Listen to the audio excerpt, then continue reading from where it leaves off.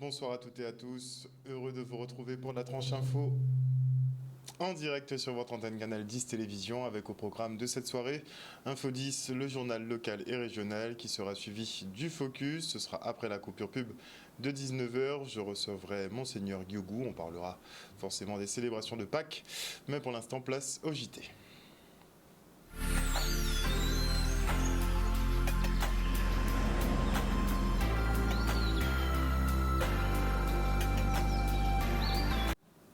Nous sommes le mercredi 27 mars 2024 et depuis le 19 mars dernier, des dizaines de milliers de Guadeloupéens sont privés d'eau. Une coupure due à une casse sur l'une des canalisations principales du réseau que l'on sait particulièrement vétuste en Guadeloupe. Les travaux de réparation débutés ce dimanche devraient se terminer demain si tout se passe bien. La pose d'un tronçon de 4 mètres est posée et l'ouvrage est conforté. Reste à désinfecter le réseau, une phase qui prendra a priori 6 heures à l'agence régionale de santé. Et s'il n'y a pas d'incident, les autorités procéderont à la mise en pression et les premiers servis seront les habitants de Goyave demain dans la matinée. S'en suivra l'approvisionnement des villes des Abîmes, Pointe-à-Pitre et Gosier qui elles devront encore patienter 24 heures en attendant le retour à la normale. Effectivement, les Guadeloupéens galèrent pour trouver des solutions pour leurs tâches quotidiennes. Une situation encore plus pénible pour les étudiants des résidences universitaires de Fouillol et Bergevin, isolés car loin de leur famille. Ces jeunes ont dû faire face à de gros surcoûts, tant pour l'achat d'eau potable que de nourriture. Le manque d'eau ayant entraîné la fermeture du restaurant universitaire, ils ont dû s'approvisionner dans les parages à des tarifs beaucoup plus élevés. Alors, pour leur venir en aide, la directrice du Crous, Laetitia Versini, a mis en place une aide ponctuelle et des distributions d'eau qui ont commencé dimanche dernier. 12 palettes ont été livrées depuis, ainsi qu'une citerne de 5000 litres d'eau non potable qui elle est arrivée hier, qui a été remplie hier par le SDIS dans l'après-midi. Un petit plus dans cette épreuve, surtout pour ceux qui n'ont pas la chance effectivement d'être rapatriés par leur famille. Le reportage. Je ne saurais pas te dire depuis quand ils ont coupé l'eau, mais je sais que ça fait déjà plus d'une semaine, donc bon, ça va, enfin, on essaie de faire le strict minimum, et puis on avance. Au moins, ils ont mis les citernes, et puis ils font une distribution de packs d'eau, donc on essaie de faire avec. Je suis martiniquaise, du coup, c'est un peu compliqué pour moi de ne pas avoir d'eau, parce que même si j'ai de la famille ici, mais c'est quand même compliqué. Heureusement pour moi, je rentre en Martinique pendant les vacances, mais je pense que c'est beaucoup plus dur pour les autres personnes qui doivent rester ici parce qu'ils n'ont pas de moyens pour rentrer chez eux. Et je trouve que c'est une bonne initiative que le Crous mette en place ce dispositif de nous donner des bouteilles d'eau et surtout d'avoir mis en place une citerne d'eau nous permettant de faire notre ménage et tout. Il n'y a toujours pas d'eau dans les robinets, mais bon, ils ont mis des solutions alternatives, donc on essaye de faire avec. On va pas... On dit déjà merci qu'ils ont mis ça. C'est vrai, depuis plus d'une semaine, financièrement et moralement, on en prend un coup. Et c'est la première fois que ça nous arrive. Ça nous a pris d'un coup comme ça, on ne s'y attendait pas. Et oui, moralement, c'est assez compliqué, oui. Et c'est les examens et pour réviser les odeurs dans les couloirs. Oui, c'est très compliqué. Moi, je suis allée à la mer. Enfin, ça fait 3 jours que je vais à la mer récupérer de l'eau de mer pour mes sanitaires. Heureusement qu'on a la mer à côté. Mais oui, c'est compliqué. Le restaurant universitaire est fermé. Vous avez dû acheter beaucoup d'eau entre-temps, finalement ? Oui, bien sûr, beaucoup d'eau. Et pour manger aux alentours, les prix ne sont pas forcément abordables pour nous, les étudiants. Donc oui, financièrement, c'est compliqué.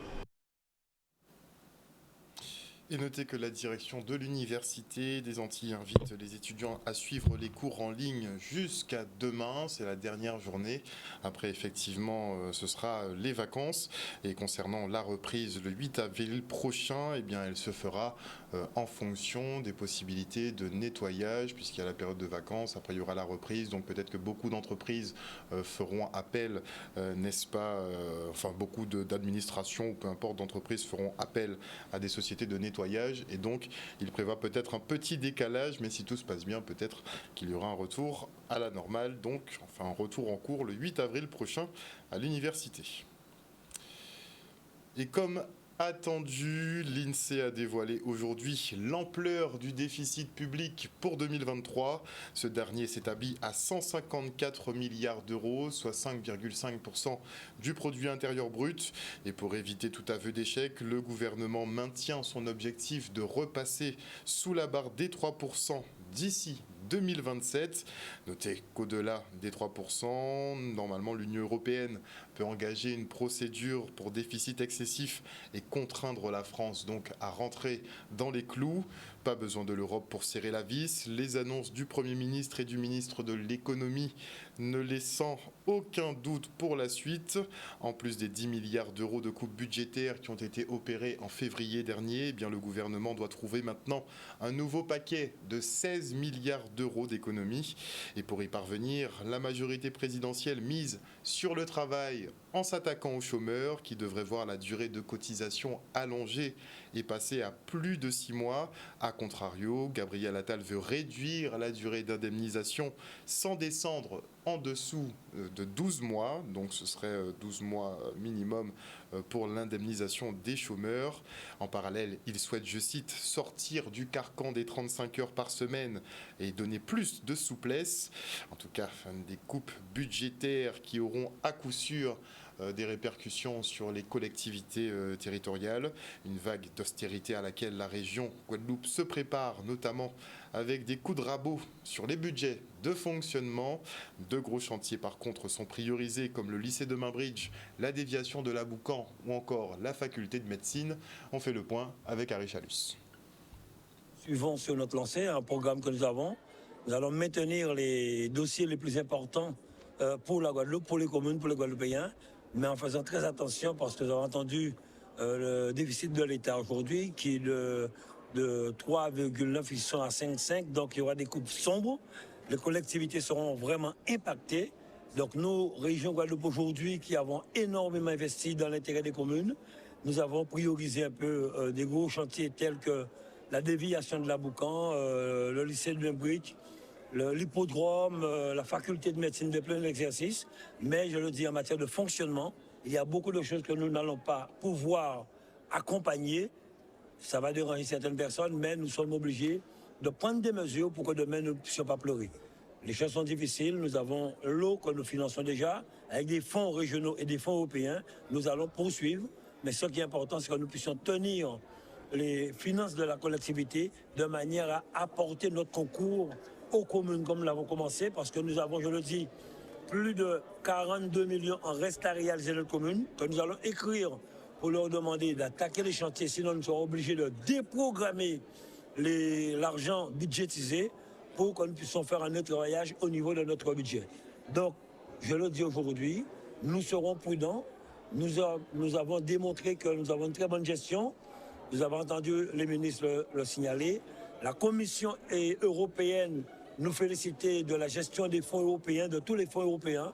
Nous avons plus de 120% de budget budgétisé, de programmé, et aussi nous sommes à plus de 91% de mandatés. Donc nous sommes sur la bonne voie. 5 ans de possibilités pour nous désendetter. Donc nous serons très très prudents cette année parce que l'avenir nous réserve des surprises. Un reportage signé Olivier Félix. Et hier soir, une dizaine de syndicats organisaient un meeting de soutien aux planteurs de canne devant la mairie de Moule, où l'on se rend tout de suite. Vous savez que la canne, c'est à tout Guadeloupéen. Si pas nous planter canne, pas nous Guadeloupe. C'est bien normal que les syndicats rejoignent nous pour en simple cause. Et dans une pas gagner l'argent en canne. Et nous voyons, c'est tout à fait normal de nous banco parce qu'il faut comprendre les choses. Et je dois voilà, il faut faire musique avec nous. Nous devons bien comprendre que c'est une véritable profitation qui a mettre en place, puisque nous ne pouvons pas accepter ce là qu'il y ait des planteurs qui a planté con et qui pas qu'à vivre des produits là ça et que d'autres monde encore une fois toujours les mêmes un système qui est organisé pour la profitation et ben c'est eux qui a profité de toute richesse là ça. Donc jod là yo ka lever gaoulé, jod là yo ka ouvert yeux à peuple là si situation réelle à yo et yo ka dit stop à système de calcul là ça qui fait pour faire en sorte que les usiniers, les capitalistes et tout le monde qui a ramassé miette à système là mettre l'argent en poche à yo. Nous a dit toute histoire à la canne en Guadeloupe, toute histoire à le sucre en Guadeloupe, c'est comme ça qui est fait. Et nous, en 2025, nous, au 21e siècle, et ça n'a pas qu'à changer.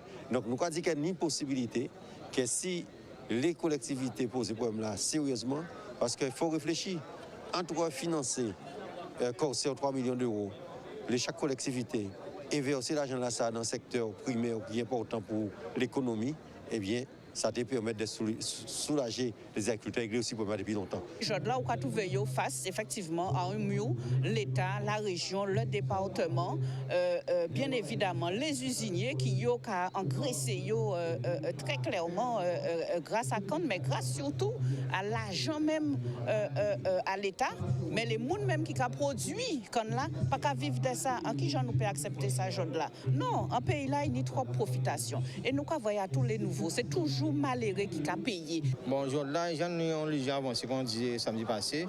J'en ai déjà avancé. Donc, à la fin, nous faisons un travail pour nous faire signer le protocole là, pour savoir vraiment nous commander.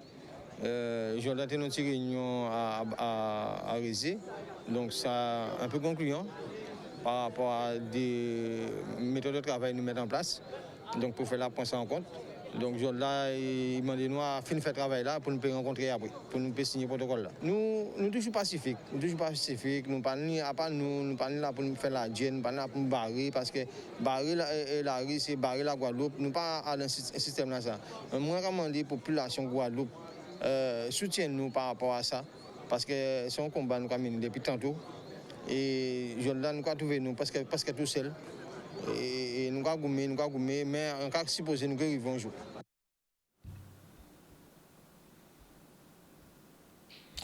Et consciente des difficultés que rencontrent les associations en termes de gestion administrative, la ville de Bémao organise des ateliers en ce sens. Avoir de bonnes idées, c'est bien, mais obtenir de quoi les financer, c'est encore mieux. Regardez. On a constaté que lorsqu'on instruit les dossiers, que les associations, il y avait vraiment une vraie faiblesse en matière de construction administrative des associations, et pour leur permettre également d'accéder à une certaine autonomie, et puis surtout mobiliser les autres sources de financement, qu'il était nécessaire de les accompagner sur le plan administratif, et pour leur permettre également de mobiliser aussi, d'aller vers les appels à projets, et surtout de devenir de véritables acteurs du territoire.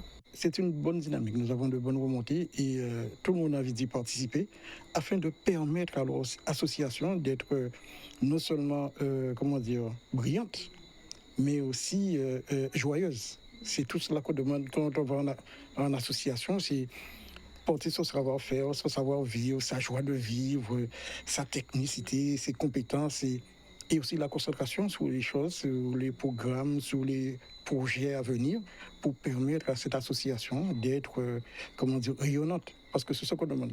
S'il n'y a pas d'association à la vie et à la cité de Bémao, c'est une cité qui est morte parce qu'elle n'est pas vivante. Et c'est tout ce qu'on demande. Les associations sont inquiétées également dans la gestion des finances, des ressources qui sont de nature publique. Et donc, elles doivent faire attention à l'utilisation de ces ressources, c'est de l'argent public. Hein. Donc, il est important que les associations ne voient plus qu'elles sont dans une action bénévole. Elles rentrent dans un système où elles doivent rendre des comptes parce qu'elles reçoivent de l'argent public. Quand une association, avec tout le projet que nous avons mis en place, après le séminaire, les formations, les ateliers, pour leur permettre d'y arriver, c'est cela, donner, les outils nécessaires, mais une association forte. Quand on est armé administrativement, ça se ressent sur le terrain. Et c'est seulement le travail qui paye. Et en parlant de gestion administrative, la Chambre de métier et d'artisanat et la ville de Capesterre-Belle-Eau signent une convention afin de venir en aide aux artisans. Prochainement, une permanence dédiée verra le jour à la maison France Service. Regardez.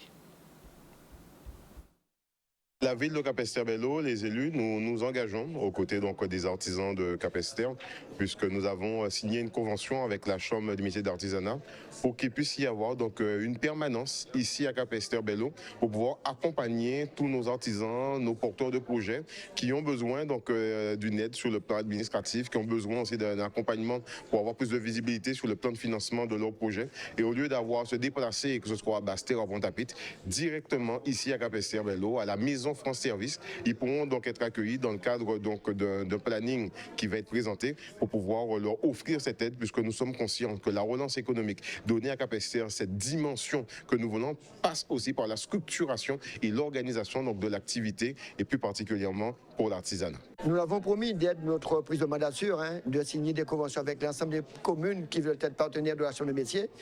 Et vous savez qu'aujourd'hui, l'artisanat devient un secteur incontournable et le maire de Capesterre, Jean-Philippe Courtois, pour ne pas le citer, nous a sollicité pour pouvoir signer cette convention, pour pouvoir dynamiser, dans un premier temps, la commune, amener de l'activité aussi sur le territoire et surtout développer l'économie à travers cette fameuse convention que nous venons de signer à l'instant T. Oui, ça rentre en plein. C'est cette volonté d'avoir une politique de proximité, rapprocher donc de celles et ceux qui en ont besoin l'aide et l'information, mais surtout que nous puissions, main dans la main, la ville, la chambre, les artisans, que nous puissions créer cette dynamique pour avoir des emplois, de l'activité sur le territoire et surtout faire de Capesterre-Belle-Eau cette ville nouvelle, cette ville qui bouge. Sur le territoire de Capesterre, nous enregistrons aujourd'hui à peu près 1000 entreprises, un répertoire des métiers. Donc nous allons accompagner déjà les porteurs de projets et puis ceux qui sont déjà installés, nous allons les former, les faire monter en gamme, les faire monter en compétences et développer l'artisanat sur le territoire de Capesterre-Belle-Eau. C'est pour ça que nous sommes là aujourd'hui.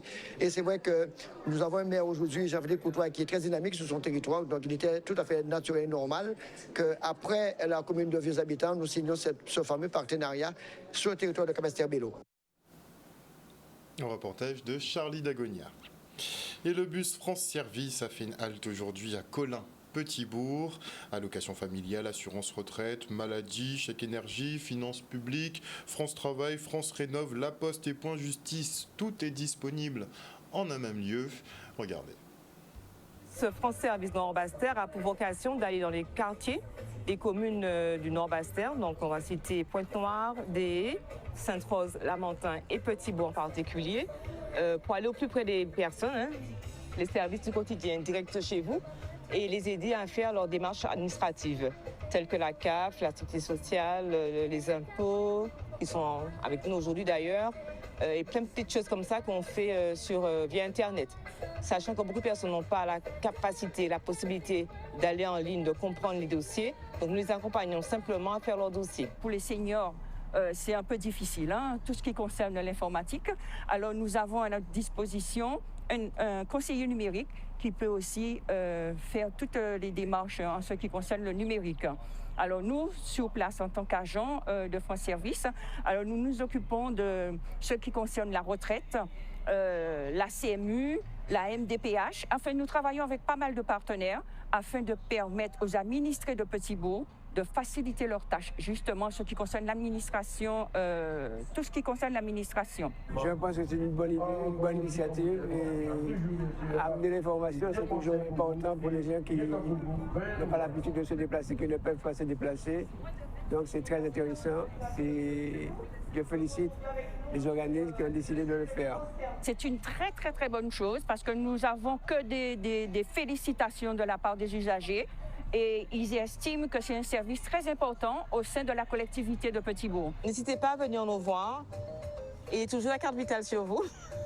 Parce que c'est vrai, avec ce qu'on appelle France Connect, le compte Amélie, généralement, permet d'accéder à beaucoup de dossiers, que ce soit la retraite, etc. Avec un seul compte, on peut accéder à plusieurs dossiers. Notre numéro de téléphone, 61 74 23. Et vous serez toujours les bienvenus.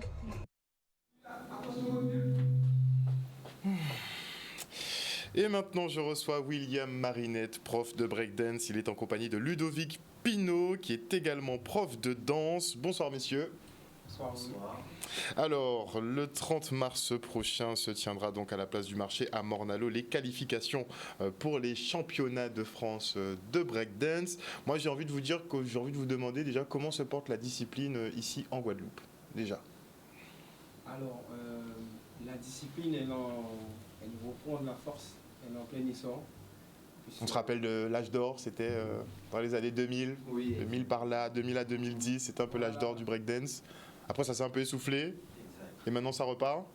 Ça repart bien. Doucement, mais ça repart bien.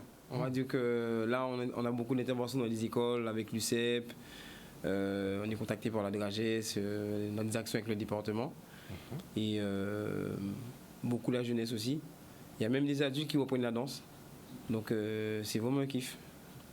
Et pourquoi, selon vous, on revient un peu justement au breakdance? J'ai vu que ces dernières années, c'était un peu beaucoup la danse libre. Hein. On fait un peu ce qu'on veut. Le breakdance, c'est beaucoup plus codifié. C'est comme le hip-hop, c'est très codifié. Donc, est-ce qu'on sort un peu du freestyle pour revenir finalement encore aux bases? Je crois que c'est ça. Je crois que c'est complètement ça. Nous vivons une époque où on a besoin de bases dans tous les domaines. Donc nous retournons aux bases afin de pouvoir les retravailler différemment et évoluer dedans et grandir dedans surtout. Donc une évolution du hip-hop? Oui. Déjà une vraie évolution. Déjà que sur le break, sur les figures, moi je regarde de temps en temps, là c'est affolant. C'est affolant, c'est des trucs de ouf. Même nous, on se rend compte qu'un peu partout dans le monde, dans des coins très reculés, par exemple au Kazakhstan, on découvre de nouveaux jeunes, de nouveaux talents et qui sont hyper forts et qui développent la danse à leur façon avec des techniques dont personne ne connaît en vrai. J'avoue que chacun un petit peu a sa marque de fabrique. La France a quand même un assez bon niveau. Oui. À l'époque, la Guadeloupe avait son petit niveau aussi. Oui. Est-ce que effectivement les pratiquants que vous voyez ces derniers temps, il y a de quoi faire, il y a du travail derrière? Est-ce que ça peut donner quelque chose concrètement? Si, alors le fait qu'il y ait eu le temps mort pendant la période que tu as citée tout à l'heure et que maintenant ça reprenne, c'est parce qu'il y avait des gens qui étaient partis. Mais on a des anciens qui sont retournés, donc on est là et on distribue la discipline un peu partout. Et le fait d'aller dans les écoles, ça nous permet aussi de repérer les gens qui sont motivés. Le fait de faire des prestations, ça remontre aux gens qu'on est là et que la danse a toujours sa place et qu'il y a toujours des gens qui peuvent venir et s'exprimer. Et ça permet aussi, je ferai une petite dédicace spéciale pour la ville de Morne-à-l'Eau qui m'a permis d'être là ce soir. Et surtout le collège Florette Mourant, puisque ça nous permet de découvrir d'autres talents. Parce que les enfants ont fait la SECPA de Morne-à-l'Eau, va faire les trophées du championnat. Donc à travers le break, le hip-hop, on peut découvrir d'autres artistes, d'autres intervenants dans divers milieux et c'est très intéressant. Alors on sent aussi qu'il y a un intérêt grandissant pour le hip-hop par rapport aux lois qui sont votées, à l'intérêt du gouvernement. On a vu effectivement que là ils veulent un peu encadrer, pas un peu, même beaucoup encadrer finalement le hip-hop. C'est un peu street, donc ça fait beaucoup de polémiques. Vous en pensez quoi finalement d'un diplôme de professeur de hip-hop? J'ai un avis assez mitigé. Je pense toujours, comment expliquer, moi ma vision dans tout est toujours bon et mauvais à la fois. Donc on va parler d'abord du bon côté. Je pense que beaucoup de gens qui ne sont pas dans la culture hip-hop se sont infiltrés et en ont profité en fait pour devenir des profs sans connaître les bases, et quand ils inculquent à cette jeunesse les codes, ce ne sont pas les bons codes. Donc eux aussi, au bout de certains temps, ils sont perdus parce qu'ils se disent mais le prof m'apprend quelque chose qui n'a rien à voir avec ce que je vois dans les clips ou dans les battles, donc ils abandonnent au fil du temps parce qu'ils n'ont pas les techniques ni, comment dirais-je, la façon de cultiver cet art. Du coup, ça, c'est pour le côté positif que ça peut donner. Après, dans le côté négatif, c'est le côté trop cadré où je pense que quand même, en essayant de trop cadrer, ça va un peu dénaturer. Ça va dénaturer, ça perdrait la force ainsi que l'impact. Parce qu'il ne faut pas oublier que c'est une danse qui est urbaine avant tout. Donc on garde toujours ce côté street avec une énergie et je crois que c'est pas une bonne chose de vouloir toujours canaliser une énergie. Je crois des fois il faut laisser libre, même si avec un léger cadre, même pas boum comme ça te donner un cadre. Trop rigide, il faut pas. Trop rigide, non. Et si tu dépasses ce cadre-là, c'est plus bon. C'est ça le problème en fait. Je pense en tout cas. Arriver à peut-être trouver un petit équilibre entre le diplôme et le fait. Mais il y en a qui sont radicaux. Eux, ils veulent pas entendre parler. C'est normal parce que, comme dans tout ce qui est nouveau, on en a peur. Mais si on a confiance aux choses, on sait se dire bon, il y a peut-être moyen que ça arrive et ça peut être une bonne chose aussi. C'est pour ça que moi, dans ma vision. Tu préfères l'aborder du bon côté. Ouais, j'ai un côté suisse, on dira. La paix. Oui.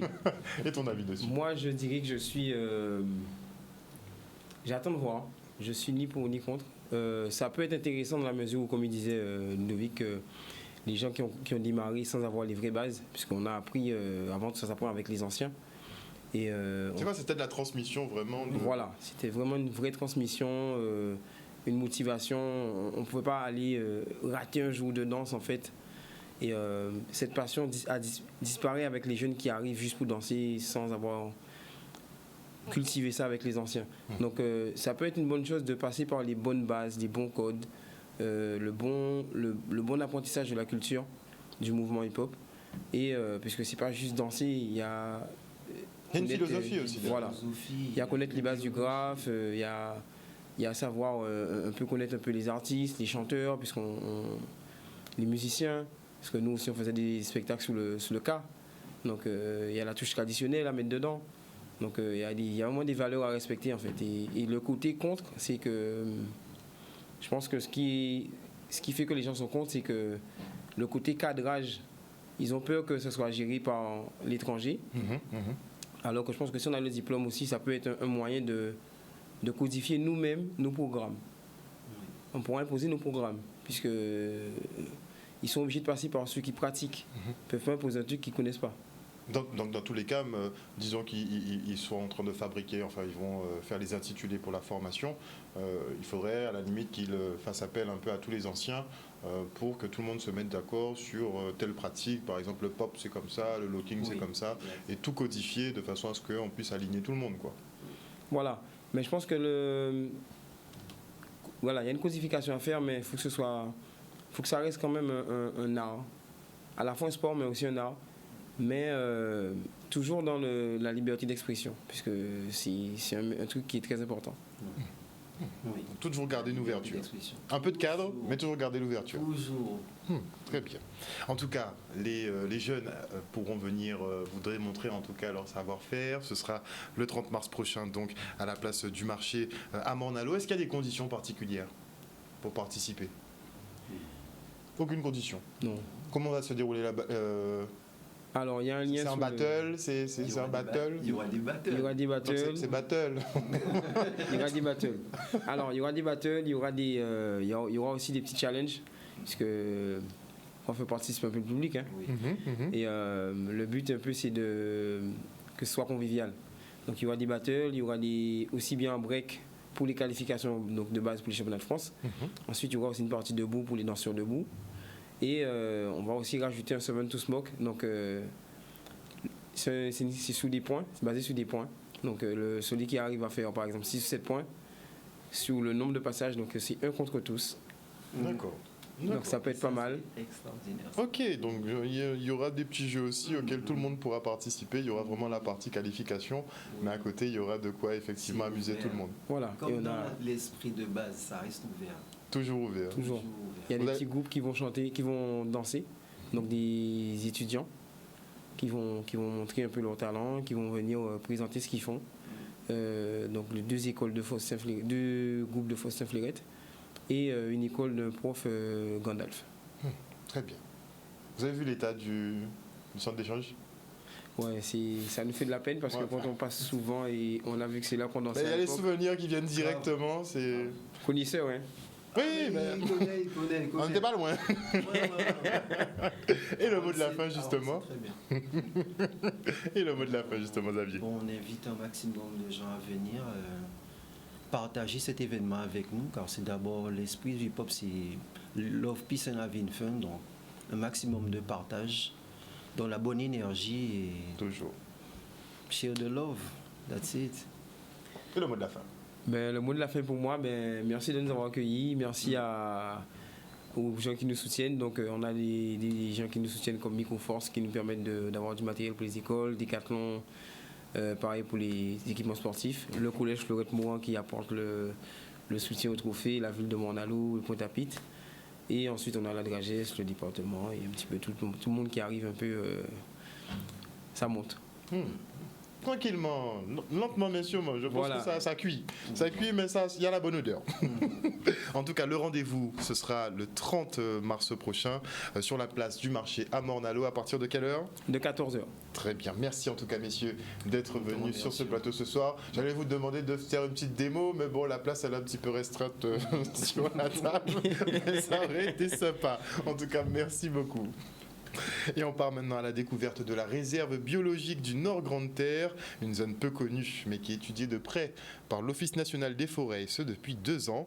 Le reste en images. Alors, nous sommes à Port-Louis aujourd'hui dans le cadre du comité consultatif de gestion de la réserve biologique du Nord Grande Terre. Donc c'est une réserve qui est éclatée sur plusieurs communes, dont celle de Port-Louis.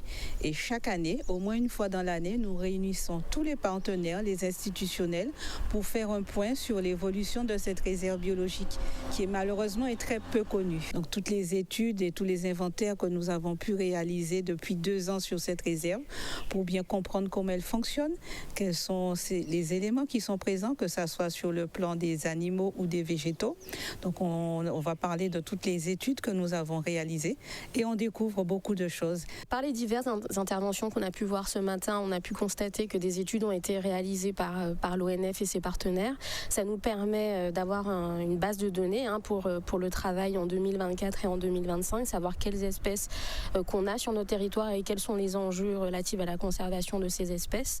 Et puis ça nous a permis également de faire un point sur les divers aménagements qui ont pu être réalisés ou qui sont en cours sur la réserve du Nord Grande Terre et notamment en forêt départementale et en forêt domaniale de manière générale. On est souvent surpris parce qu'on se rend compte que ça soit sur le plan des champignons, des oiseaux, des espèces rares et menacées, cette réserve recèle encore de beaucoup de richesses et de trésors. Donc elle se porte bien, oui. Pourtant, les menaces et les dégradations continuent.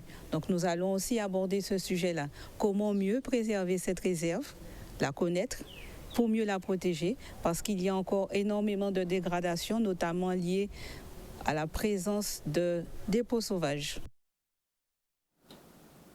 Il faudra vraiment qu'on arrive à se conscientiser un jour et arrêter de polluer notre environnement. On scie la branche sur laquelle on est assis. Et donc voilà, chers téléspectateurs, nous sommes arrivés au terme de ce journal. Merci pour votre fidélité à ce programme.